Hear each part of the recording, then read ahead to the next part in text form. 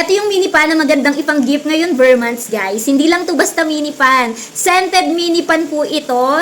Kaya naman, unique siya sa ibang mini pan. O, diba? Meron tong iba't ibang color. Dito nga po nilalagay yung tablet niya na scent para maamoy po natin yung amoy na very cool and ocean vibe na amoy. Meron din po itong kasamang lace para nga pwede natin ilagay nga po ito sa atin po leeg kapag kunyari may ginagawa tayo, yan, nakaganyan lang po. And eto nga rin po, may kasama rin po siyang cable. Ito double tap nyo lang po.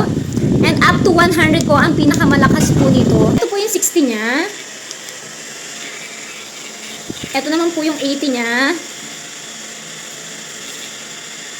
And pinakamalakas po niya is 100. Ayan po. Malakas po ang ating 100. Ayan, ang bango po talaga niya. Amoy fresh, amoy bagong paligo po yung scent po nitong mini pan po na ito.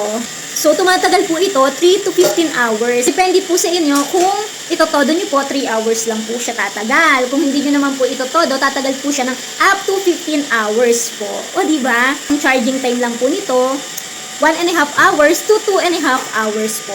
So, kapag nga po i-off, i-double tap lang din po. Ayan. Napaka-affordable lang, 200 plus pesos. Meron ka ng ganitong kagandang mini pan na meron pa bango at may lace pa. O, diba? San ka pa? Ilalagay ko po yung link nito sa aking yellow basket or di kaya naman po ay sa comment section kung gusto nyo ng mga ganitong mabangong mini pan. Yung kapag humahangin, amoy fresh, kahit nasa labas ka, kahit pawis na pawis ka, init na init ka, pero yung buga ng hangin, napaka-fresh, ocean vibe yung amoy niya. Yun lang po. Thank you for watching. Bye!